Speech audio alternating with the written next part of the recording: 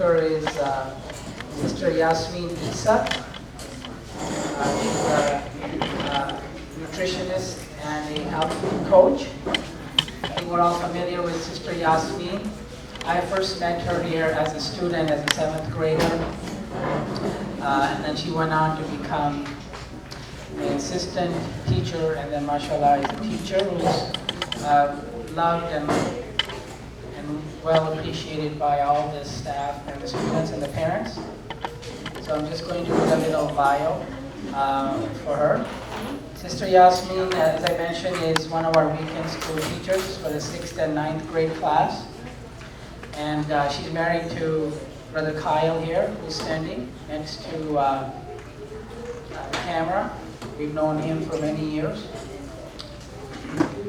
Professionally, Sister Yasmin is a board-certified holistic health coach and founder of Wellness with Yasmin. And I remember Sister Yasmin when I used to talk to her all the time when she was in college. And I remember she got her big job in marketing for a pharmaceutical company. I remember that very well. And I was so happy for her, you know. But you know, with her commitment to health and wellness, she left that work. You have to really respect her for that, and I wish her much success in what she's doing today to open this organization and to serve the community. So she's going to be talking about Ramadan and how to prepare for Ramadan. And I can tell you, I'm going to let her speak. I make a conscious effort never to add anything to the plate that I know I'm not going to finish and not overeat. So I'm going to let her speak, inshallah, and I'm sure she'll have much more important things to say. I do say. Assalamu alaikum wa rahmatullahi wa barakatuhu.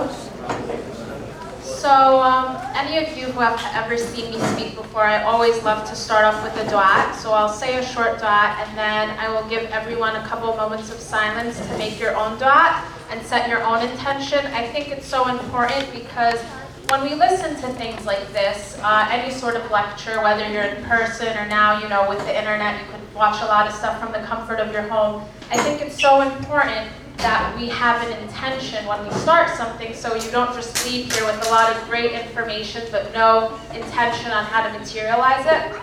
So Bismillah. Rabbi shrah li sadri wa yassir li amri wahlul 'uqdatan min lisani yafqahu qawli. Ya Allah, thank you for joining us as believers in this dunya. Please reunite us as believers in your akhirah. Ya Allah, thank you for giving us this opportunity. Ya Allah, allow us to meet this Ramadan. Ya Allah, increase us in taqwa and allow us to be those who hear and take action. Forgive us for our mistakes. Ameen. Ameen ya Rabbil Alameen. So take a moment, inshallah. I'm going to do the same exact thing. Make your own dua, anything you want, and set an intention, and then we'll begin, inshallah.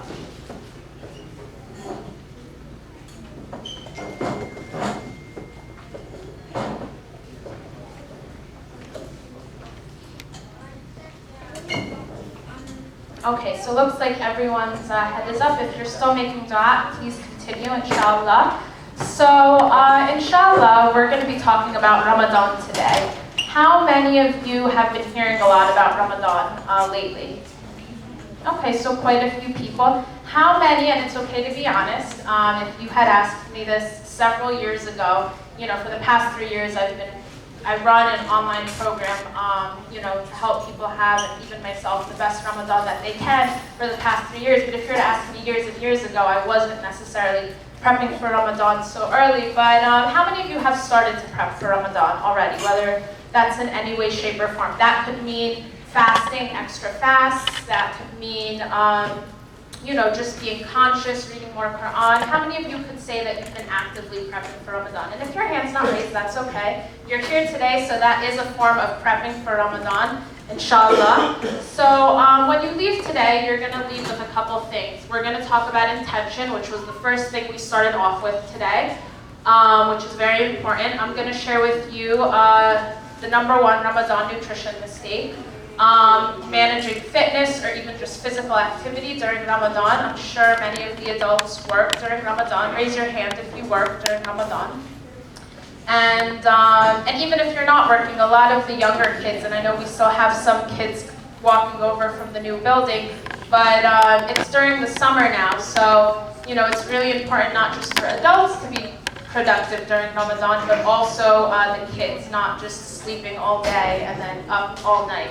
So that's important. So the best foods for productivity, which one of my 6th graders, who I believe they're coming down, was asking me about the best foods, and I told him he'll find out here, inshallah. But food is a tool, that we could use, inshallah, to be productive, and also easier cooking techniques, because I get it, I cook a lot of stuff from scratch. I'm sure a lot of the ladies and even males do, but we should not be spending hours upon hours. The point of Ramadan is not to obsess over food. The point of Ramadan is to focus on Allah subhanahu wa ta'ala. So there are certain techniques that I share and whatnot that I use myself, that I recommend, that are in cookbooks of mine, where I just, we simplify it. It doesn't have to be this long process, inshallah. And I'll have some time for question and answer, inshallah. So this is an ayah from the Quran, from Surah Al-Dhariyah, where Allah subhanahu wa ta'ala says, وَمَا خَلَقْتُ الْجِنَّ وَالْإِنسَ إِلَّا لِيَعْبُدُونَ. And in this ayah, Allah tells us that He did not create jinn or mankind except to worship Him. Allah subhanahu wa ta'ala uses negation in this ayah. Does anyone want to tell me what negation means? Anyone? Hint, negation is also used in the Shahada.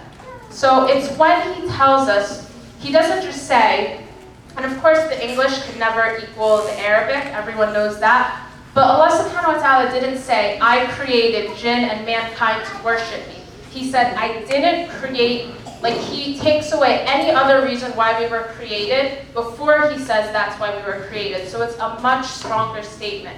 Now this is important because, like I have here, it doesn't really matter if we're healthy or fit or even productive if it's for the wrong reasons. And actually, Ramadan is a great time to connect the mental with the spiritual and so on, and the physical, obviously. So that's why we started off with intention before. And this is something I created, I think, 3 years ago, but it's the why game. Basically, well, let's start off with a health or fitness or nutrition goal. Could anyone give me a goal someone might have? I'm going to need you guys to be a little more interactive. So, anyone? Anyone at all? There's a hand back here. Oh, I didn't see it. Go ahead. Losing 5 pounds? Okay, so let's say someone wants to lose 5 pounds. So that would be the goal on top, right? But then you would ask yourself, why do you want this? Why do you think someone would want to lose 5 pounds? Okay, to get healthier. So then you would go further. Why do you want this? Why do you want to be healthier? What's some reasons someone might want to be healthier? To be more productive. Right, to be more productive. There could be so many reasons. It could, you could do so much more, whatever the case may be. You want to keep going, okay, why do you want to be more productive? Why do you want to feel happier? Why do you want to look better? It's not wrong to even want to look a certain way if it's for the right people and the right reasons. Why do you want this? And basically you want to keep asking yourself, why do you want this? Until you get, and I'm not sure if you can see it because it's kind of small, but you can stop when you get to the core reason, which, as I mentioned in the previous ayah, the core reason is, there's lots of chairs right here.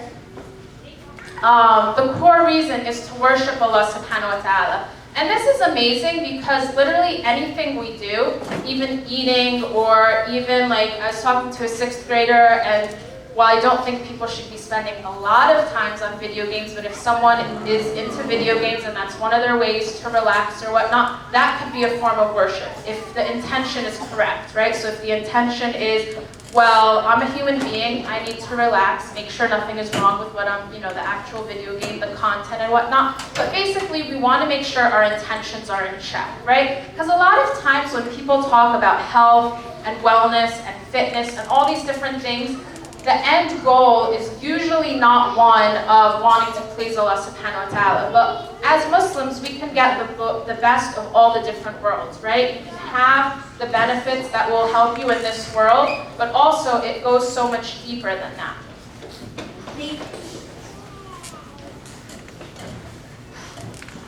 Assalamu alaikum. Some of my 6th graders here, Yusuf and Akif. So, water. Water is so important. Drinking water is very important. And in the Quran, Allah subhanahu wa ta'ala tells us that He made every living thing from water, right? And He uses the royal we. There's still a lot of chairs. Now, some of you might have heard that 8 glasses of water a day is how much water you should be drinking. Raise your hand if you've ever heard that advice. And if you were here, I believe it was last year, maybe in March, when I did a talk here at Saturday School, you might have to hear me out again, but that's okay, because water is very important. We're mostly made up of water. Now, 8 glasses a day, that's a good amount of water. A lot of people do not drink that much water. But let me ask you something. Do you think, what's your name? Zayma. So Zayma? Okay, so we have Zayma here, and I know we have Ziad here. So let's take Zayma, let's take Ziad, let's take even Mubashir as an example. Let's take one of the sisters here. Does it make sense that all these different people, they have different, probably, things they do every day. They have different body compositions. They are different weights, different heights. Their organs don't work exactly the same. Do you think it makes sense that all of them need the same exact amount of water? No, it doesn't. But 8 is definitely a good place to start. But in my experience, from what I've seen, and there's a lot of research, this is usually what's more so recommended, especially as of now, is that drinking half of your body in ounces minimum. For some people, it needs to be even more, especially if they work out or if they have jobs that are physically, take a physical toll on them. But for example, if someone weighed 200 pounds, they would need at least 100 ounces of water. Now, sometimes people hear this and they might hear that they need, let's say, 70 ounces of water a day, but maybe they're only drinking like 14 and they're like, okay, there's a really big gap between those two. I always recommend that you should take where you are and take baby steps. So if you're only drinking a glass of water or 2 glasses of water a day, don't, go and drink like a gallon tomorrow. Then your body's gonna get shocked. But just realize that you wanna work your way to whatever number works for you. And most people are dehydrated. I mean, by the time we actually feel thirsty, we're already on our way to dehydration, like the actual feeling of thirst. So that's so important, especially in Ramadan. And some people might say, well, we have such a short window, how do I drink that much water? I could tell you, I did this, anyone here familiar with ProductiveMuslim.com? Okay, they do a Ramadan program as well, and I've done some stuff for them, but I recorded a video class for them a couple years ago where I showed people how to drink a gallon. Most people don't need a gallon of water per day, but a gallon is 128 ounces of water during Ramadan, so it's not impossible. What I do want to say though is you never want to drink more than 4 cups at a time. It's way too much pressure on your kidneys. Most people can't even get that much in, but you want to drink water. None of the food, nothing like that matters if you're not drinking enough water. Water is what creates everything. So that's that. And the number one Ramadan nutrition mistake would be, not drinking enough water. So I have a couple tips in here. Also, never drink more than 24 to 32 ounces in a 1-hour time. You all also want to eat foods that are rich in potassium. So dates, subhanAllah, that's one of our prophetic advices. Bananas, you want to try to limit salt intake because salt could draw water from the body. Sugar could also draw water from the body as well. And if you are having salt, there's so many salts that are easily available at almost any supermarket these days that are really high in minerals, like Himalayan pink salt. You guys have probably seen it. Of course, it's still salt, so you don't want to be liberal with it, but it has so many minerals in it that at least you're not just getting, the salt. The minerals are going to help keep you hydrated too. And you want to take your water with you to Taraweeh. How many people here go to Taraweeh or try to go to Taraweeh? Okay, good amount of people. Alhamdulillah. And then, you can make your own water action plan. So I told you before the formula to figure out about how much water your body needs. You take your weight, you divide it by 2, and about that many ounces. You could divide that number by 3, and you could see, okay, how much do I have to drink during iftar? How much should I drink post-iftar and Taraweeh? And how much do I drink at suhoor? It's not that difficult, so that's that.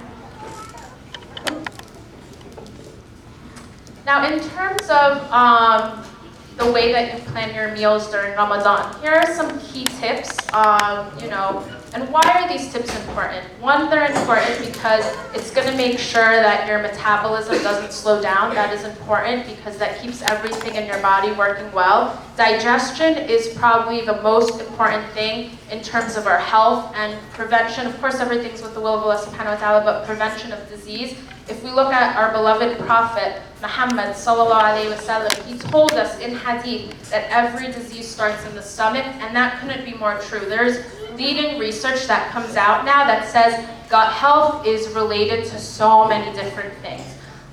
So that's very important. And also, why are these things important? And I'm going to be really honest with you. One, if you're going to Taraweeh, you don't want to be eating foods that are going to cause you to burp during Taraweeh, or that are going to make you sleepy during Taraweeh, or you're going to be in a food coma after, eating iftar. We don't fast all day long just to, do those things. And you want to feel good. Like, I'm a firm believer that any food that seems unhealthy, you can take anything and you can make a healthy version of it. It's all about using real ingredients. So I don't believe in calorie counting. I don't believe in restriction. I don't believe in any of that. But I don't think that we should be eating things that, are created in labs and whatnot. When Allah subhanahu wa ta'ala gave us good ingredients, He told us to eat of the good food. And one of my favorite stories is the story of the cave, Surah Al-Kahf, when they are in the cave and they're sleeping for so long. And of course, that's a miracle of Allah subhanahu wa ta'ala. But they wake up and they're starving. And they don't realize that, and some of you might not be familiar with the story. I don't want to take too much time on the details, so you can always reread the story, or if you've never read it, read it on your own. But the reason why they sought refuge in that cave is because of a ruler who did not allow them to practice, their religion, their Islam. When they woke up, it was a different ruler, but they didn't know that. So they sent one of them to go get food for them. And in that ayah, they tell the one that goes to get food to go get food that is tayyib, that is good for you. So if they can, search out good food, what is our excuse? We really don't have one. But going to what I was saying before, I believe that food should, make us feel good, right? So you might think something tastes amazing, but you feel miserable afterwards, and really, what does that do? Second, I think it should taste good, so I don't think, sometimes people equate healthy eating to eating cardboard. I personally don't believe in that. And so it should taste good, and healthy food tastes amazing.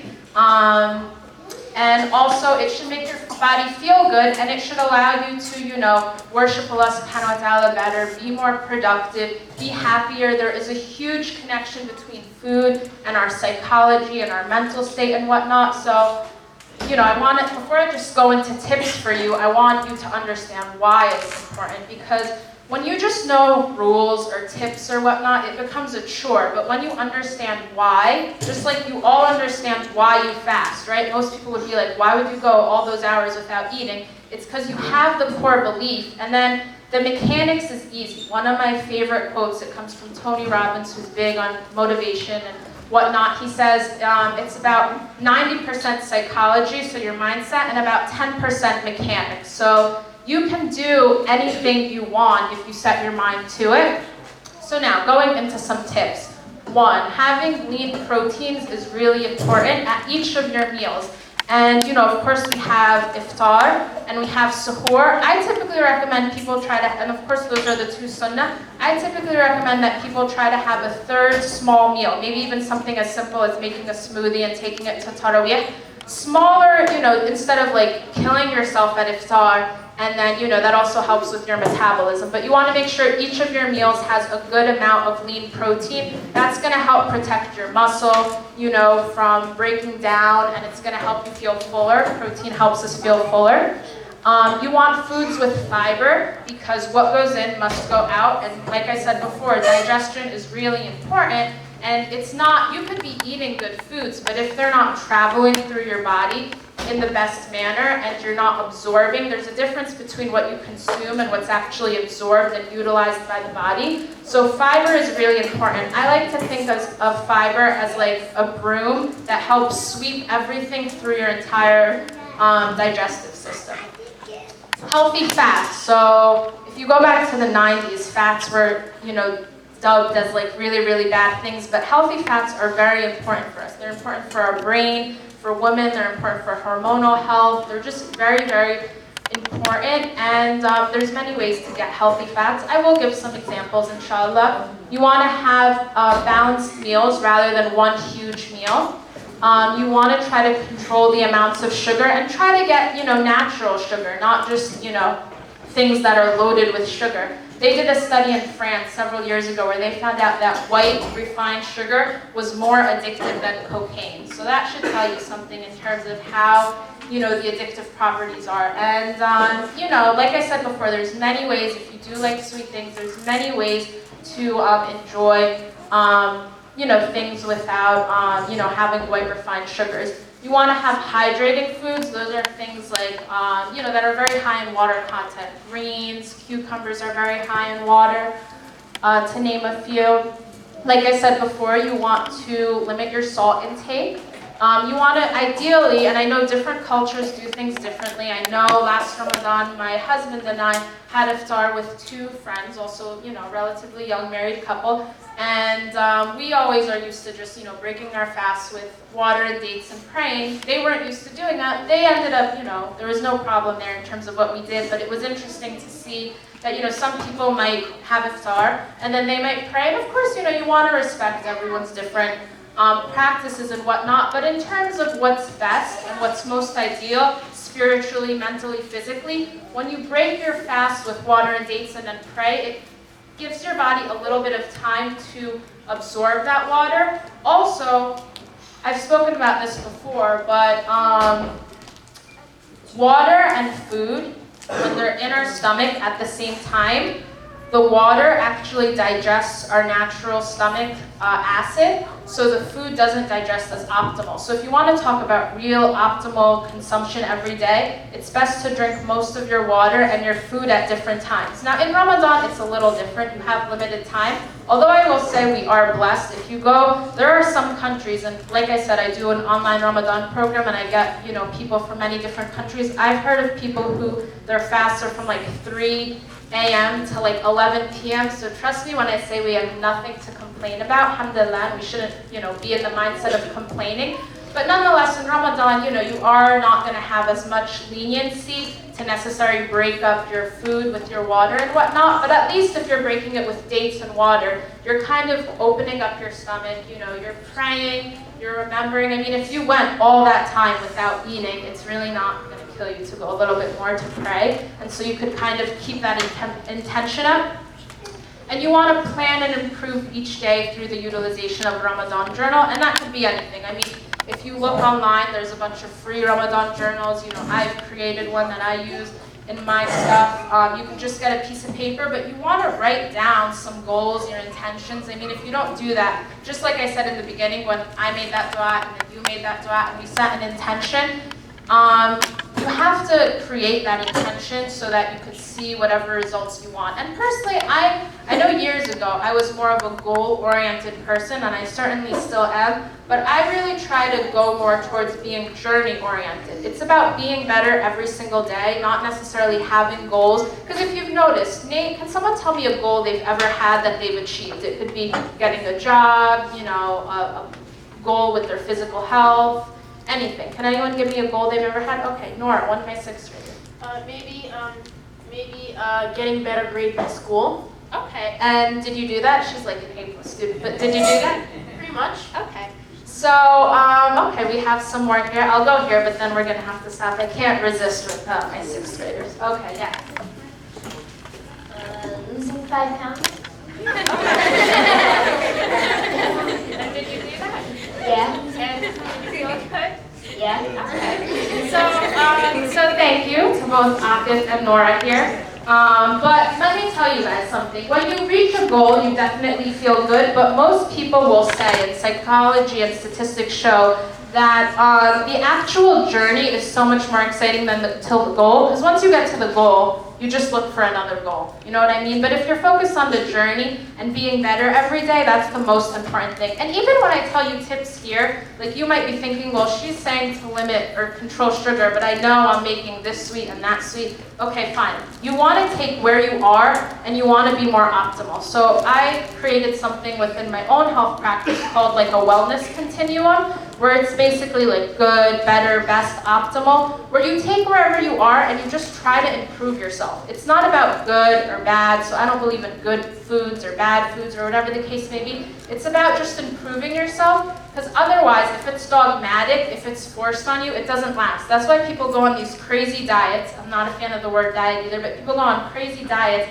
and then 2 days later, 5 days later, sometimes the same day, they're like, binging on something else, you know what I mean? So you want to be very realistic and, balance-minded in your approach. So this is the one I wanted to get to, I was hinting at the beginning.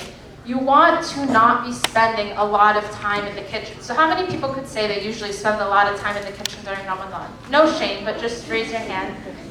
Okay, and we even have some younger ones. Okay. So, of course, I mean, you probably have gatherings, you have family over, it's a special time, you know, it's, you want to make Ramadan exciting for your children or for kids. They want to feel like it's special, right? Especially since we don't celebrate some other things. And Ramadan is seriously, truly a blessed, special time.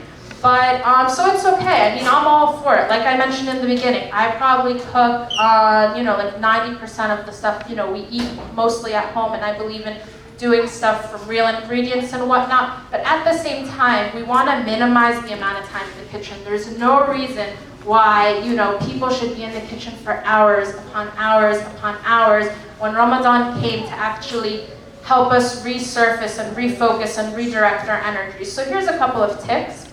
And again, I brought up the ayah that I recited in the beginning. We want to remember that less time in the kitchen means more time to spend with the Quran, our families, even if you're spending time with your families in the kitchen, outside of that, and at the masjid, inshallah. So here's 3 quick tips. You can cook one pot or one pan meals. I'm personally a fan of this, and the best way to do this is, you can make a quick veggie, protein, whatever grain or carbs that you like, quick stir and fry, like in one pot. Now I get it, if you have guests, some people are thinking there's no way I'm ever serving one pot. I get it, I come from an Egyptian family, so I understand that people like to go all out, but you want to keep it balanced, so if you have, people coming over and you want to do something special, balance it out. Don't have it every single day, or certain days you can plan in advance. You could cook for a couple days at a time, and whatnot, and it could still be fresh. I mean, you could cook, for instance, a bunch of your protein, chicken or meat or whatever it is you like. You can cook it like very basically, and then you'll have it cooked already, but you could take it out and you could create new dishes with it every day. Again, you don't want to be, we're not fasting to be a slave to the kitchen or to all these different things. You want to be, you want to make sure that you're able to do that faster and whatnot. You want to prep your pantry and your fridge for success, inshallah. And, especially for those who like to do a lot of fresh cooking with maybe fresh herbs and spices and whatnot. This isn't a tip that I thought of myself, but it's a pretty popular one. But you could cut up a bunch of fresh herbs, so parsley, cilantro, dill, whatever it is that you like, garlic, onion, whatever it is, ginger, and you could cut them all fresh. You can put them with like a healthy oil. I always recommend like olive oil or coconut oil. And you can put them like in an ice cube tray and freeze them, and you're able to actually just pop out like one of those each day. That's a nice trick, especially for Ramadan. But the idea is you don't want to be stuck in the kitchen all the time. So here's, just like an idea of what you could do in terms of like having a successful iftar, a successful suhoor, and if you have like a snack or like a meal in between, what you could do. On the side, you'll realize that everyone is bio-individual. This means that everyone is very unique.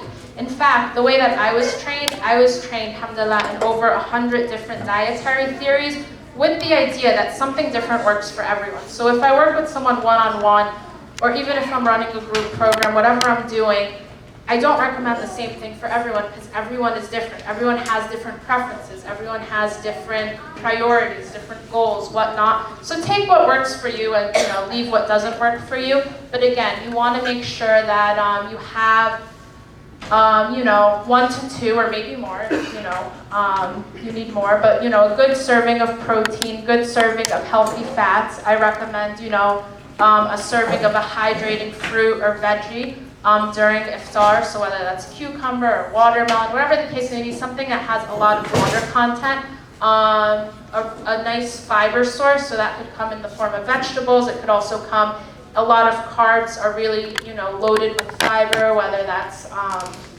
sweet potato or brown rice or quinoa, whatever the case may be, just something that has fiber. Sometimes people are afraid of carbs. You don't need to be afraid of carbs. We need them. They're very important. The most important thing is you want to make sure whatever carbs you're consuming also has fiber. Usually it's whatever carb doesn't have fiber, that's where we run into an issue.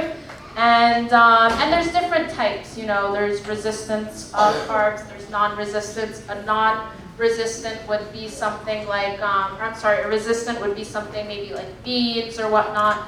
Those are also good and full of fiber, alhamdulillah. And you're going to see that your suhoor looks, very similar as well. And then kind of in the middle, maybe something lighter, because there's not that much time in between and whatnot, especially if you're going to Tarawih, but you want to keep it balanced. I'm going to move on just so that we have some time for question and answer. So, question, must we exercise in Ramadan? So the answer is yes, however, it's going to vary per person. So, how many of you would say you do some kind of exercise right now? It doesn't have to be going to the gym, it could be playing a sport, it could be walking, any kind of physical activity. So a good amount of people. I know I had one of my 6th graders talk to me about this.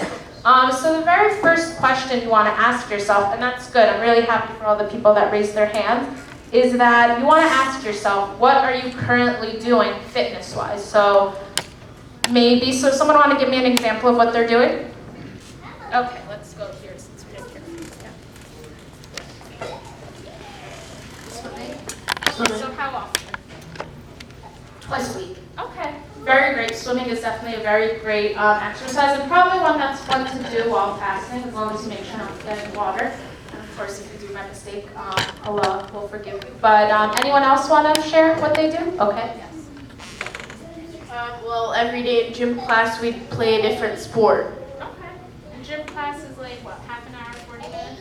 40 minutes. Okay, so that's definitely very good as well. And so you want to ask yourself what you're currently doing now. So whatever it is, if it's nothing, it's nothing. If it's, if it's walking, it's walking. If it's going to the gym, ask yourself what you currently do now.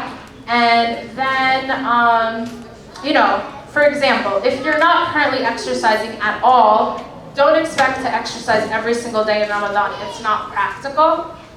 With that being said, Ramadan is a great time to start a fitness regimen if you don't have one already. On the next slide, I'm going to show some of the best times to work out or do any physical activity in Ramadan. Does anyone here have a job that requires a lot of physical activity, throughout the day? Do you mind if I come to you to share?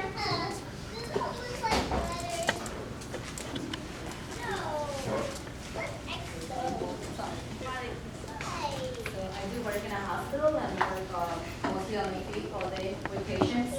My job is to track them, take their vitals, and make them exercise on a treadmill. So I'm basically on my feet and walking a lot. Physical and mental. Yeah, physical. Okay. I'm going to comment on that, but does anyone else want to share? Anyone have? Okay. This should be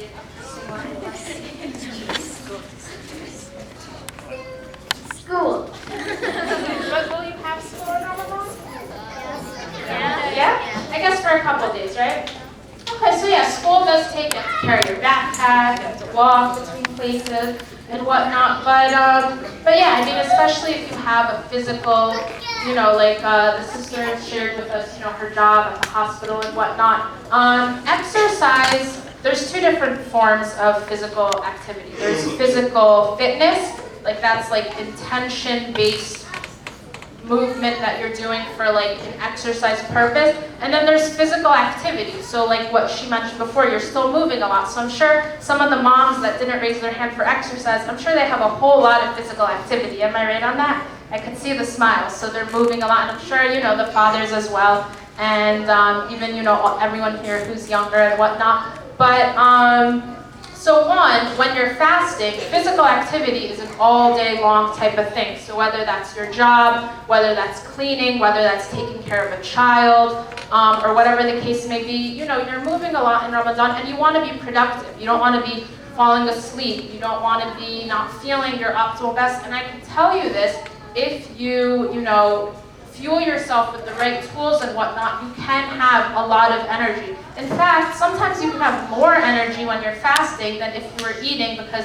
it clears up some of your time. Sometimes when we eat a lot and whatnot, it can kind of bog us down, but fasting, you know, of course the main purpose is spiritual, but it can also help clear our body out and give our organs a rest and whatnot. So it's actually a chance to be very productive and physically fit and whatnot. But I'm gonna mention if you're actually like going to a gym or you're taking a walk or you're doing like a physical exercise, not activity, because with activity you can't control the time. If it's part of your job, that's an all day long thing, so you want to be most optimal. But if you're, you know, trying to get in like a workout or whatnot, the best times is, and they're in order. So 1 hour to 1.5 hours before Fajr. That is a good time because you're not fasting, but it's probably not most ideal for most people's schedules, so that's something to keep in mind. Any time between iftar and Fajr, some people will have a hard time with this because again, you know, especially if you're going to Taraweeh and then once you break your fast, you know, that's kind of like when some stuff starts in terms of the house and whatnot, but still, if that works for you, that's a good time because both of those times you're not fasting. The one that tends to work for most people, you know, and when I say right before Maghrib, it might be like 2 hours, an hour before. The idea is you don't want to go, you know, if you're going to a gym or whatnot, it doesn't make sense to go in the middle of your fast or the beginning of your fast, which most people are working then anyway. But if you go like an hour or 2 or even 3 before Maghrib, you're closer to the time of breaking your fast. Because when we exercise while fasting, it could break down our muscle, but if we're replenishing shortly after, that's not really that much of a problem. And tips if you must work out in the middle of the day, you want to keep your eating, during your eating hours, you want to stay hydrated and keep your protein elevated. So does anyone here, any of the brothers or sisters, do any sort of strength training or weights? Anyone want to raise their hand? Okay, so we have some people that do. You'd probably want to have even more protein, you know, during your eating hours. That's very important. And you want to listen to your body. So if you feel really dehydrated, it's probably not the best time to go for like, you know, to force yourself to do what you're doing outside of Ramadan. And if you're feeling that way, you probably want to ask yourself, what can I do, you know, during my eating hours and whatnot, and set your intention straight and just remember the main purpose of Ramadan. And here are some tips that some people might find helpful. Exercise, and specifically strength training, which I mentioned before, or resistance training, even if you're not using like a physical weight, there's things you could use your own body weight for, but it's working your muscle versus cardio, which works your heart. It's actually cumulative within a 24-hour period. That means that if you do a couple, you know, short bursts, your body will recognize it as all happening as one workout. Therefore, if you want, you could do 3 15-minute workouts instead of 145. Outside of Ramadan, I find this tip is really helpful too for like mothers who have newborns who you know they're not going to get 45 minutes straight at any given moment. But that's, you know, a nice way to look at it. Of course, some people do like the full 45 minutes, half an hour, however long it is for you at once, but sometimes we just gotta work with what we have. And of course, the intention is always relating it back to the ayah, I mentioned it in the beginning, worshiping Allah subhanahu wa ta'ala. And then, you know, you can also during Ramadan do workouts that give you more for less time. Has anyone ever heard of high intensity interval training? Is that, okay, so a couple people.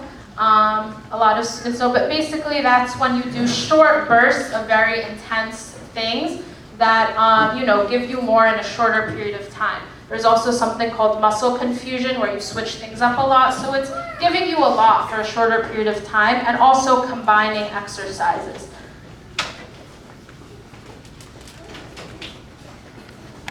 So my last slide here is we're going right back to the first ayah that I mentioned in the beginning, and then I'll do some Q&A inshallah, but again, I'm going to repeat it.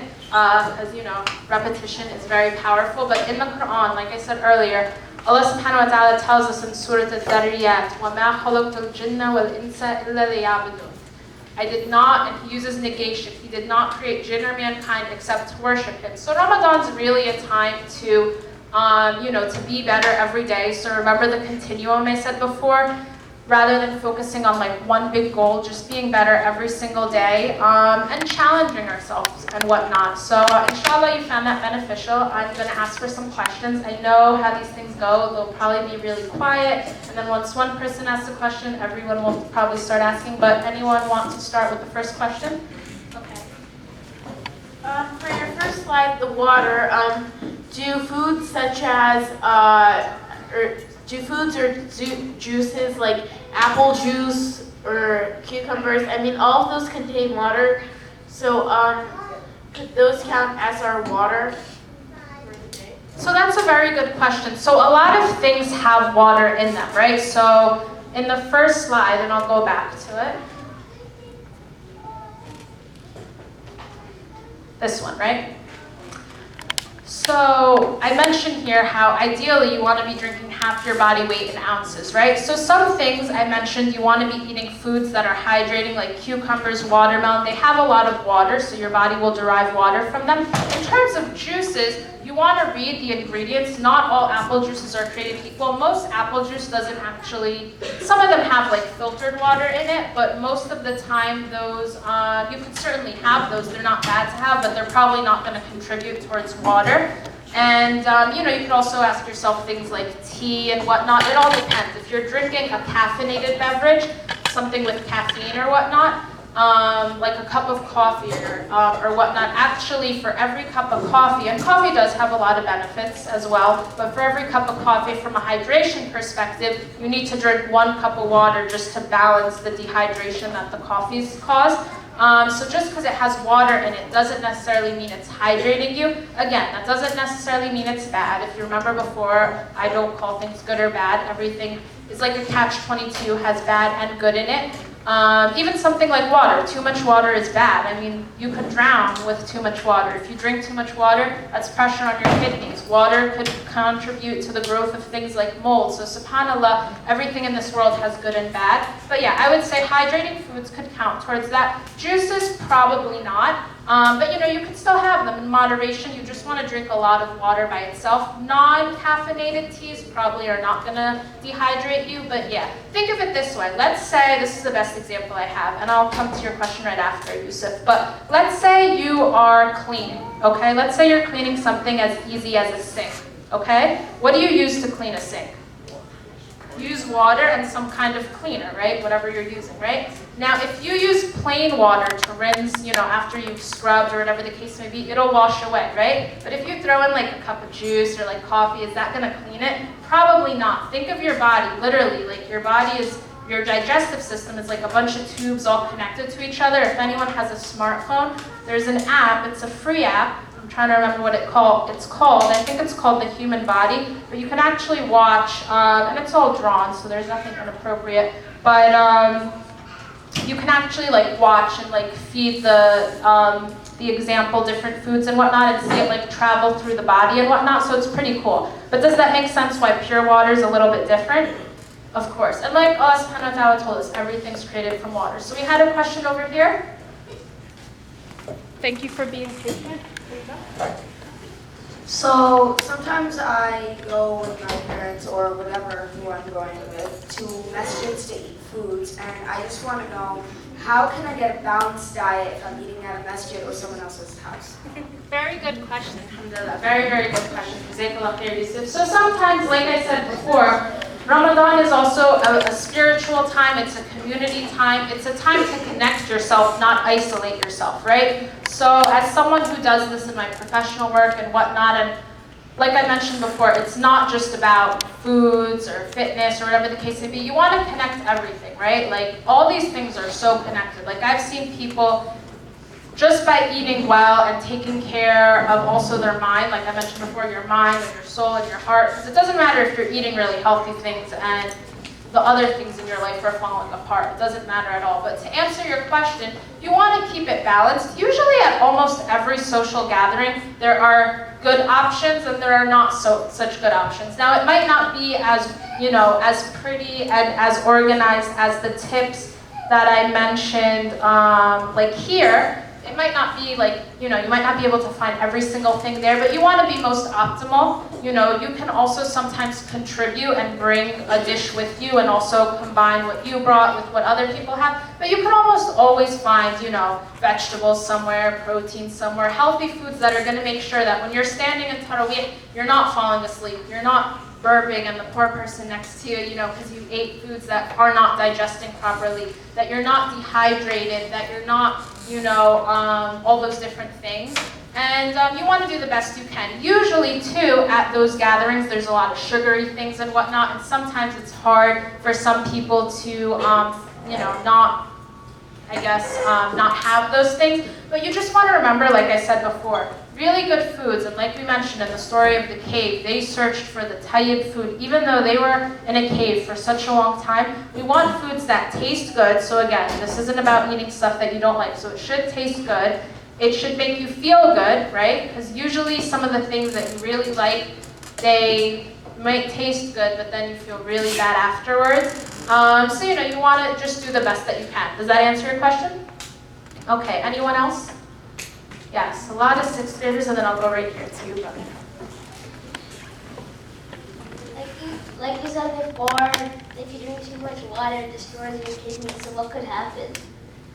So, not very good question. When I was mentioning how much water everyone should drink, I advised that you typically don't want to drink more than 4 glasses in a 1-hour period because it puts too much pressure on your kidney. I wouldn't go as far to say it would destroy your kidney, perhaps over time if you keep doing that. But basically, your kidneys is one of the organs that regulates that. If you make your organ work way too hard, over time, that organ's not going to be able to work well. Just like when someone, of course, we know that alcohol is haram, of course, and not just because Allah subhanahu wa ta'ala told us so, but it's also bad for us. Just like, let's say someone's drinking alcohol, may Allah subhanahu wa ta'ala protect everyone from that.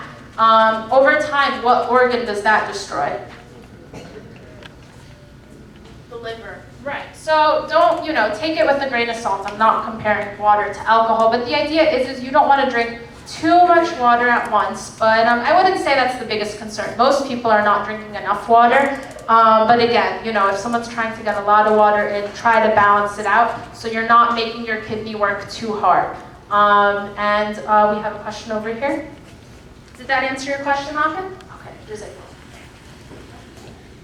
So 2 questions actually. So when should we have sahur so we wouldn't wake up groggy from sleep, as well as having enough energy to go to the office, and how can we manage our meals to in a way that we wouldn't crash, let's say at 1 or 2 o'clock? Absolutely. So this is a very good question, and you have a question?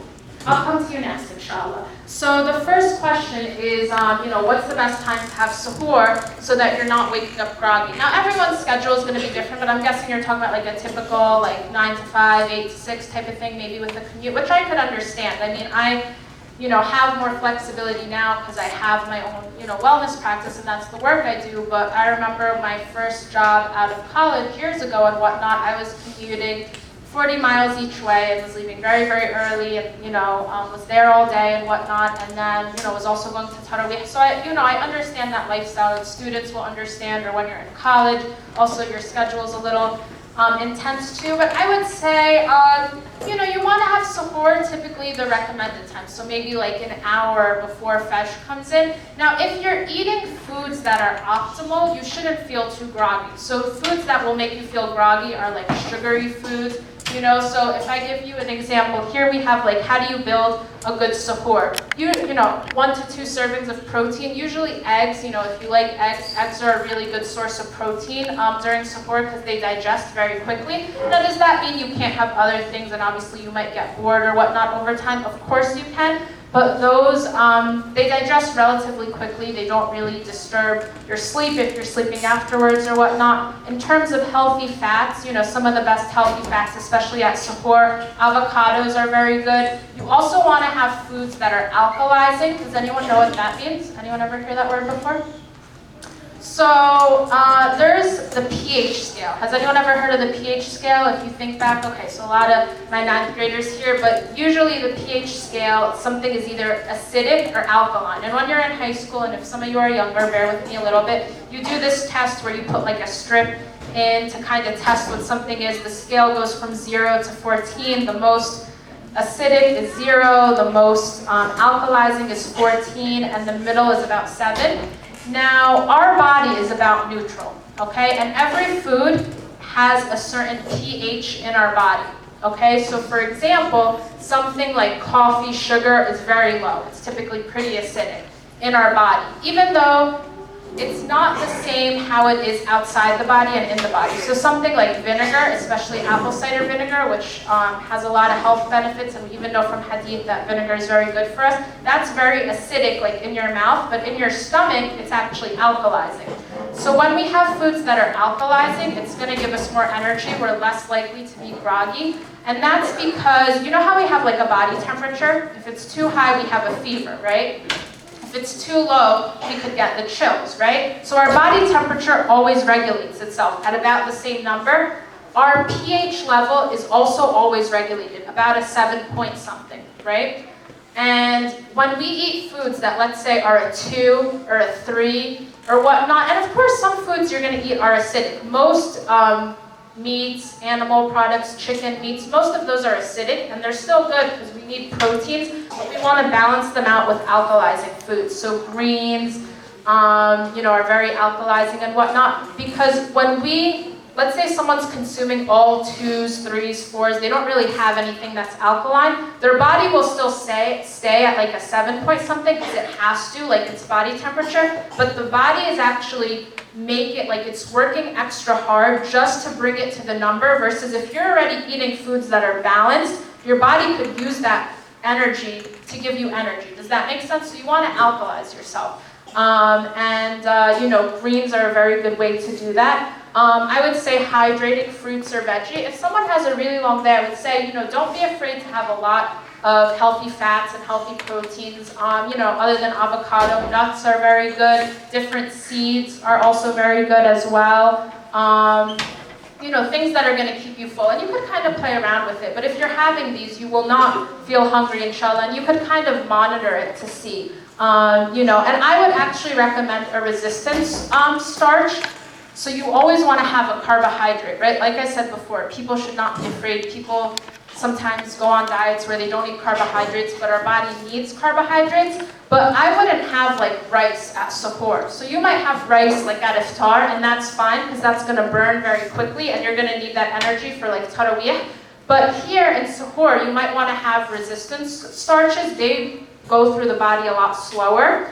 Those are things like beans, there's things like plantains, sweet potatoes. It's going to allow your body to go slower. And then your second question was... So how to stay focused throughout the day? Right, so... Usually around 1 o'clock. Yeah, so I would say if you're eating these things, and I would say this meal here makes a really big difference. So having something small in between, and usually, like I know what my husband and I did last Ramadan is just blend a smoothie, bring it to tarawih. It's like the simplest thing in the world. And, usually that meal makes the difference for you. And you can kind of play it by ear. If you see you're still tired, I would probably up your protein or your healthy fats. And if you have a job where you have a lunch break, you could take a nap perhaps. That's not a bad idea if you're able to or whatnot. Also, deep breathing is really important as well. So kind of like closing your eyes, doing some deep breaths.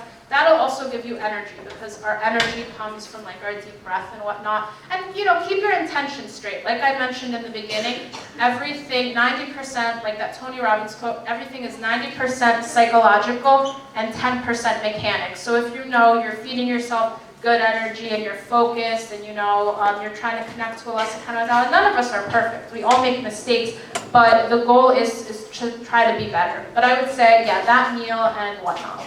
I hope that answered your question. We had one, I don't know if we can catch it, I promise, but yes, do we need to? Yasmin, I wanted to ask you about, I don't see dessert on there, I like dessert, and for example, like baklava, and rasmalai and halwa. Are you saying they are out? So, good question. So I'll answer that. Let me, because we have about 5 minutes, I'm going to take Campbell's question and answer both of yours at the same time, inshallah, so we don't miss it. So I happen to not like a lot of food, so if I remember correctly, like you said that you shouldn't eat food that you don't want to eat, like, I just wanted to clarify, wanted to know if that was correct? Okay. So, Jazakallah khair for both questions. I'll answer this first because it's nice and quick. No, you shouldn't eat foods that you don't enjoy, and healthy eating doesn't mean eating something you don't enjoy, and we'll get right into your question of eating foods that you might enjoy, such as dessert. But yeah, you don't have to eat anything that you don't like, and there's so many options. If we look at all the things Allah subhanahu wa ta'ala has created for us, and sometimes when we go to like a traditional supermarket, you know, the produce section might not be that big, but if you've been to a farmer's market and you've seen all these different exotic things, like Allah subhanahu wa ta'ala literally created so much for us. And the idea is you want to try to stay away from boxed items and try to get as natural as possible. Right now, in terms of dessert, no, I mean, I believe in, you know, enjoying things and whatnot. Now, like I mentioned before, sugars and refined sugars that you find a lot of times in some of those sweets. One, like I mentioned, there was a study in France that white refined sugar is more addictive than cocaine. If you actually look at it, it even kind of looks like it. Now again, please don't think I'm telling you, sugar is obviously not haram or not a drug, but it has addictive properties, right? There's a real thing such as sugar addiction and whatnot. And we want to realize this, especially because when you have high dosages of sugar, it pulls water from your body. It's a defense mechanism so that your body does not get harmed by that sugar, or, you know, to protect like your blood sugar level and whatnot. Now, almost all of those sweets could be made healthy. So for instance, you mentioned something like baklava or whatnot. Someone could maybe use like raw honey instead of refined sugar. They could maybe put some more fiber into it, so using nuts or whatnot. Make it, you know, like a more healthier version. You know, if anyone, I do have stickers up here with the hadith when I'm done, if anyone wants that. And I also have an iPad where you can put your email address. I send like free emails and updates and recipes or whatnot, but you can look on the internet. There's so many things you can make. There's a lot of ways to make raw desserts with dates. Like if you take dates and you have a food processor, you could make like treats and whatnot. There's many ways to enjoy sweets and whatnot. You always want to read the list and just try to make it a little bit healthier, if that makes sense, and have it in moderation, because again, it's not just about it feeling great when you're eating it, but how do you feel afterwards? You don't want to feel like, you know, we don't fast all day so that we could just feel miserable afterwards. So I think we have one last question, or should we wrap it up, or? Okay, we'll take this. Could you pass the mic down? I was just wondering, like a lot of my diet is like basically rice, so like 90% of it. So I was just wondering, like, what should I do to fix that, or like should I like eat more other food groups or whatnot? Now I have a question for you. Is it just because you don't like other things, or just because you kind of just... I just eat it. Okay. You like other foods though? Yeah. So I would say there's nothing wrong with that. That satisfies your carbohydrate need, but you definitely, especially in Ramadan, how do you, I mean, I know you're young and you're active and whatnot, but how are your energy levels typically in Ramadan? Like last Ramadan? Okay, so, you know, you're also still young. As you go on, you're going to need this more and more and more. But I would say you definitely want to, when you're just eating rice, you're not really getting too much protein. It's very, very minimal, maybe like a gram or something, or a couple grams if you're eating enough rice. And I would say fiber is important, because again, digestion is about what goes in must come out. And like our Prophet Muhammad ﷺ told us, all, you know, disease and whatnot starts in the gut. We want to make sure we're taking care of our digestive health, because that's very important. But I would just say add more food. So there's a term that I like to share a lot, and it actually comes from the background of my nutrition certification. It's crowding out. It's adding more good food so there's naturally less room for other things. Does that make sense? So the idea, I would never tell you, oh, just eat less rice. That's not going to help you. Instead, add more things into it. So healthy fats, whether you like fish or meat or chicken, vegetables, fruits with your rice. I hope that helps, inshallah. And then I think, with that being said, I'm not sure if Ramesh wants to say anything. Okay. But Jazakallah khair, before I end, I just, you might have walked in late, but if you were here in the beginning with us, we made a dua and we set an intention. If you weren't here, you can make a dua to yourself now. But please think back. What was your intention? Because we shouldn't just come to these things and not have an intention and then ask ourselves about it later. So inshallah, I hope you benefited. If you'd like some stickers with hadith on them, or if you'd like to give me your email address to get emails, feel free to come up. Jazakallah khair. Assalamu alaikum wa rahmatullahi wa barakatuh. Is this going to be on the official YouTube channel? For Yasmin? Yeah.